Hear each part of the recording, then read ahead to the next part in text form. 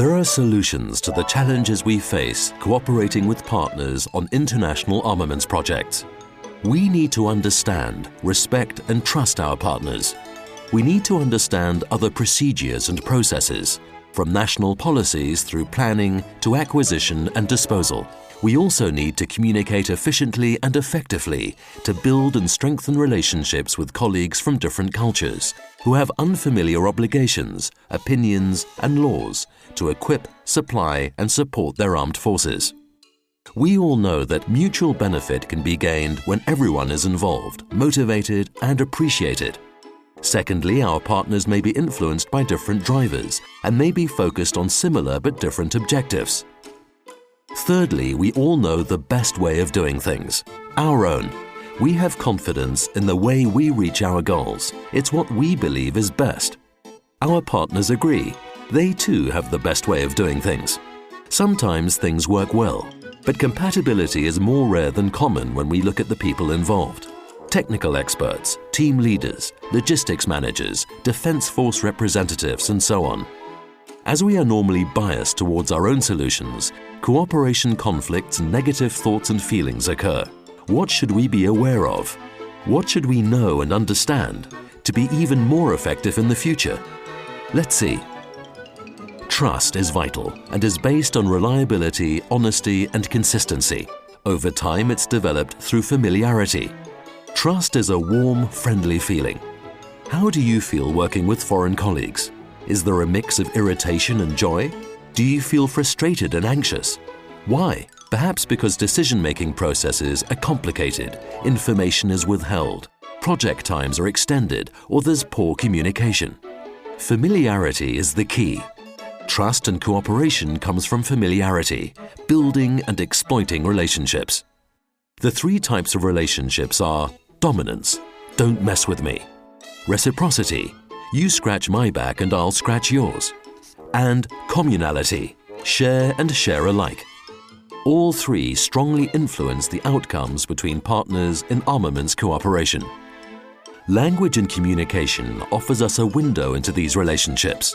So let's look at the puzzle of what happens at an international conference or meeting. You enter a room, see other people and greet them. Initially you react, have spontaneous reflexes to what you see.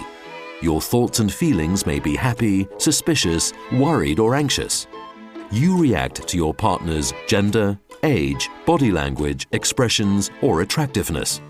These reflexes are based on who you are, our personalities and experiences. We generalize and we stereotype to simplify, predict and make sense of the world, often uncritically. We do not see things as they are, we see them as we are. So back in the meeting room, we need to greet the other person and start a conversation. How do we respond to their closeness and the firmness of their handshake? How do we react to their words and voice tone? Hello. Nice to meet you. I'm extremely pleased to meet you. Coffee? Tea? Would you care for some refreshment? Yes. No. Sure, that would be lovely. It's very kind of you. My pleasure. Communication started at first sight, but later conversations and contact confirm or change our initial reflexes and thoughts, which are interpreted and reinterpreted. Communication and language does two things. It conveys content, facts and information, and it helps us negotiate the relationship type we encounter. And there are two types of communication style or context: direct or explicit communication and indirect or implicit communication. Let's go back to the conversation. The directness of the words at the beginning. Hello is hello. Coffee? Yes. Coffee? No.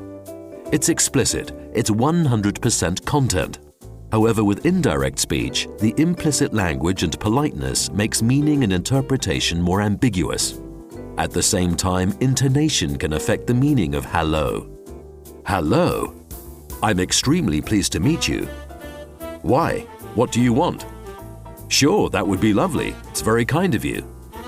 Why are you so friendly? Content is there while a relationship is being established or supported. In direct communication then, many things appear black or white. while with indirect communication, things are more open and depend on the listener's or reader's interpretation of the message. In all situations, there is a need to match appropriateness of communication with the situation. If there are different styles, strong feelings can occur, such as suspicion, fascination, and irritation. Other factors influence communication effectiveness, such as how people listen, interruptions, and whether people are quiet or noisy. Good listening means listening critically, knowing what the other really says, means, and even thinks.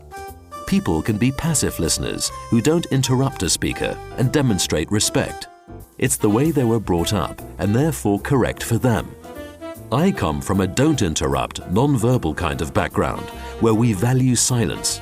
We don't say much, but what we say is to the point. If I'm silent, people from more verbal cultures can get irritable. But I think they're too loud, too expressive, and talk too much, giving explanations and opinions. They lack calm and harmony. Their body language, intimacy, open differences and disagreements make me apprehensive. Language is not only a window into our relationships, but is a very recognizable part of our behavior and heritage. It helps us pay attention to the right things in the language and cultures we are part of. In fact, it influences the way we think. Although we all see the same thing, the way we analyze and understand it may be different.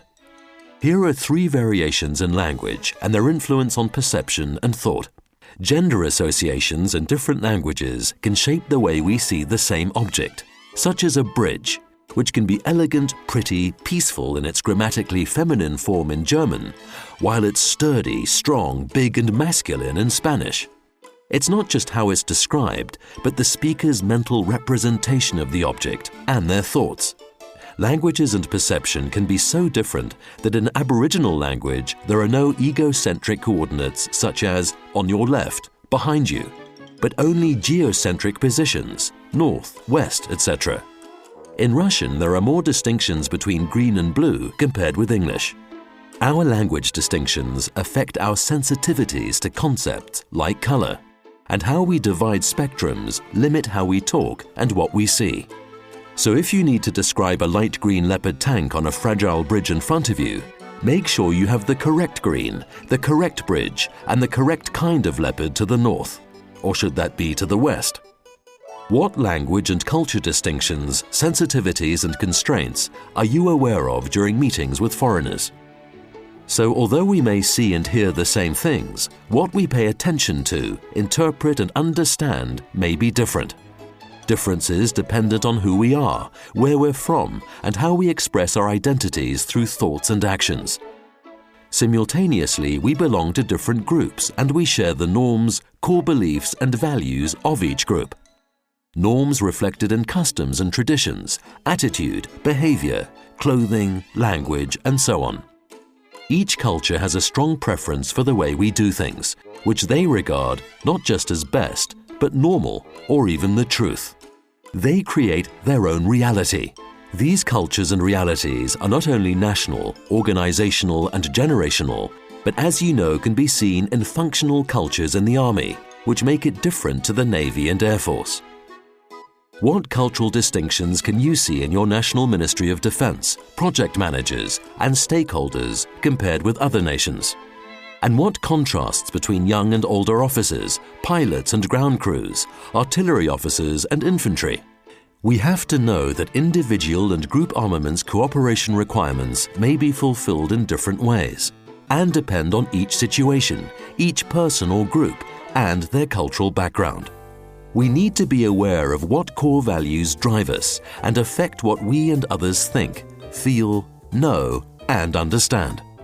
Maximizing value in armaments cooperation is partly a question of increasing effectiveness through understanding processes and procedures and making them more efficient. Handling numbers, statistics, science and technology. The hard skills. Another vital factor is building communication effectiveness and knowing how relationships and culture impact on effectiveness. The soft skills. These hard and soft skills do not work in isolation. They work together to enhance our chances of success. Understanding others is part of the answer, but self-awareness, is vital. Your attitude really does count. Attitude is everything.